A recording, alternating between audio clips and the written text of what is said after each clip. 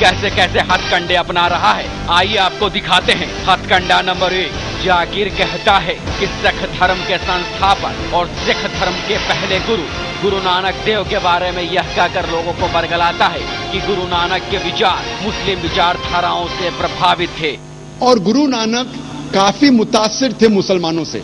हथकंडा number 2, इतना ही नहीं, जाकिर नाइक का घमंड उसे यहाँ तक रुकने नहीं देता। इससे आगे जाकर जाकिर कहता है कि सिख धर्म एक ईश्वरवाद को मानता है, जो प्रमाणित करता है कि सिख धर्म और उसके संस्थापक कुरान से प्रभावित थे, क्योंकि कुरान कहता है कि अल्लाह एक है।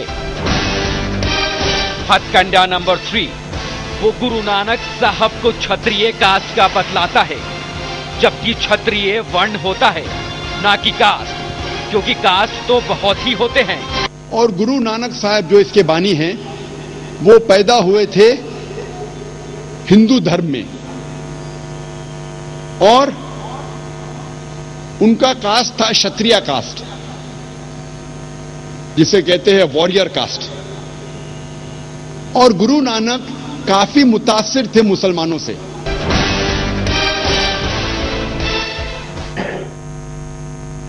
सवालों की फहरिस्त हमारे पास बहुत ही ज्यादा है। जाहिर सी बात है, जो हमारे साथ 4 गेस्ट जुड़े हैं उनके पास भी सवालों की फहरिस्त बहुत ही ज्यादा है। उनके दिमाग में तो और भी कुछ चल रहा होगा, क्योंकि वो जाहिर सी बात है इसको बहुत करीब से देखते हैं, चूंकि पले बड़े हैं। इस जो परवरिश मिली है वो सिख धर्म को मानते हुए मिली है। तो सबसे पहले हम यहाँ पे हमारे मुख्य संपादक के पास चलना चाहेंगे कि क्या उनके दिमाग में क्या चल रहा है, वो क्या क्वेश्चन करना चाहते हैं हमारे जो गेस्ट मौजूद हैं, ताकि सीधे सीधे जाकिर नायक को ये पता चले कि जो वो कर रहा है मैं गलत है। चाहूंगा कि जो हमारे साथ गेस्ट मौजूद है वो अपनी बात को रखे, फिर हम अपनी बात को रखेंगे। जी, सबसे पहले मैं जानना चाहूंगा सरदार उजागर जी से कि क्या ये जिस तरह से ये कुतर्क कर रहा है वो क्या है, क्या आपको लगता है?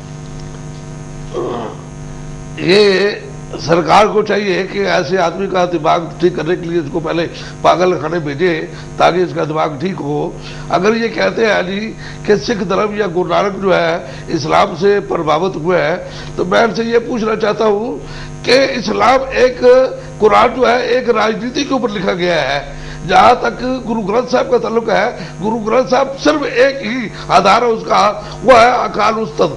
अगर अकाल उस्तद किसी मुसलमान ने भी किया है और उसको भी गुरु ग्रंथ साहब में जगह मिली है, और कितने ही लाखों करोड़ों मुसलमान हैं जो गुरु ग्रंथ साहब को मानते हैं और आज तक उनके प्रचारक हैं और आज तक उनको मानते आ रहे हैं। मैं छोटी सी एक प्रश्न और करता हूँ, पूछना चाहता हूँ कि औरंगजेब के समय में भी लाखों मुसलमान गुरु घर के श्रद्धालु थे और गुरु घर के साथ प्यार करते थे।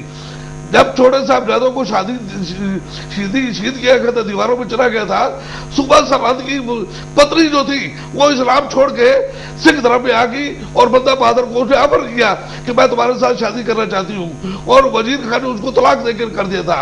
औरंगजेब की बेटी जेब निशा, उसने भी कहा था कि अब्बा जान ये तुम गलत कर रहे हो। ये जब जफरनामा पढ़ा और जफरनामा पढ़ने के वो खुद गुरु साहब की बाणी पढ़ती थी जेब निशा, और बाप को मना कर दिया था कि मैं शादी नहीं करना चाहती हूँ। ये तथ्य जाकर को नजर नहीं आता क्या?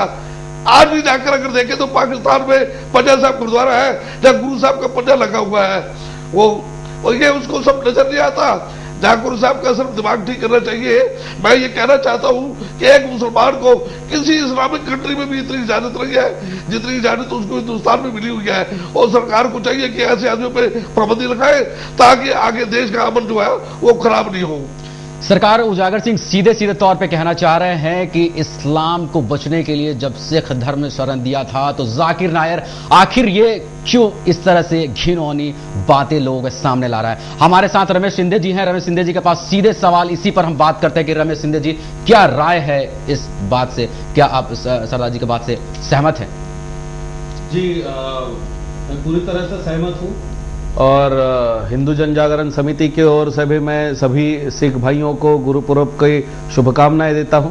और साथ में ये यहां पर बताना चाहता हूं कि जिस प्रकार से हम देख रहे हैं कि हिटलर के समय उनका एक प्रचारक था, उसका नाम था गोबेल्स।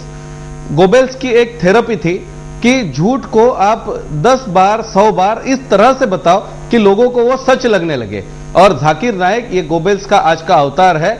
मैं सुदर्शन के जो सभी दर्शक हैं उनको ये बताना चाहता हूं कि कई बार ऐसे होता है, आज ये तीसरी श्रृंखला में हम यहां पर जुड़े हुए हैं, तो कई बार ऐसे लोगों के मन में आ रहा है कि क्या सुदर्शन टीवी के माध्यम से या लोगों के माध्यम से ऐसे तो नहीं हो रहा है कि इस्लाम के विरोध में ये प्रचार हो रहा है यहां पर। लेकिन ये सरासर यहां पर जो बातें जाकिर नाइक कह रहा है, उनके वीडियोज यहां पर अनएडिटेड दिखा करके जो बातें लोगों के सामने लाई जा रही है कि धर्म अलग है, और ये जाकिर नाइक जो झूठी बातें बता करके लोगों को बरगला रहा है, उनका धर्म परिवर्तन कर रहा है, उसके विरोध में ये जो जन आंदोलन इस चैनल के माध्यम से शुरू है, तो मुझे ऐसे लगता है कि इस बात से सभी लोग सहमत होंगे और इस बात का जो जाकिर नाइक झूठी बातें लोगों के सामने बता करके लोगों को झुठला रहा है, उनको गलत तरीके से अपने धर्म में लाने का प्रयास कर रहा है, तो इसकी कड़ी निंदा सब लोगों ने करनी चाहिए। देखिए, देश प्रेम की भावना जो अगर किसी में हो वो किसी के खिलाफ नहीं कर सकता है। कि रमेश जी ने जिस गोबेल के सिद्धांत की बात की है, वो सिद्धांत में थोड़ा एक्सप्लेन करता हूं, क्योंकि हो सकता है कि काफी लोग इस बात को ना जानते हों। लेकिन ये सिद्धांत ऐसा है कि अगर कोई अपने हाथ में खरगोश लेके जा रहा है, तो गोबेल कहता है कि उसको 100 बार बोलो कि क्यों बिल्ली लेके जा रहे हो, बिल्ली बड़ी अच्छी है, बिल्ली कहां से ली है, बिल्ली बड़ी दिखने में सुंदर है, आपकी बिल्ली बड़ी प्यारी है। 100 बार उसको बिल्ली बिल्ली बिल्ली बोलो। जिसको पता है कि मैं खरगोश लेके जा रहा हूं, वो 100 बार उसको जब कोई कहेगा कि मेरे हाथ में बिल्ली है, तो उसको खुद पे ही जो विश्वास होता है वो कम होता है, और उसको लगता है कि यार मैं कहीं मिस्टेक तो नहीं कर रहा हूं, ये मैं खरगोश समझ रहा हूं और 100 लोग कह रहे हैं कि ये बिल्ली है।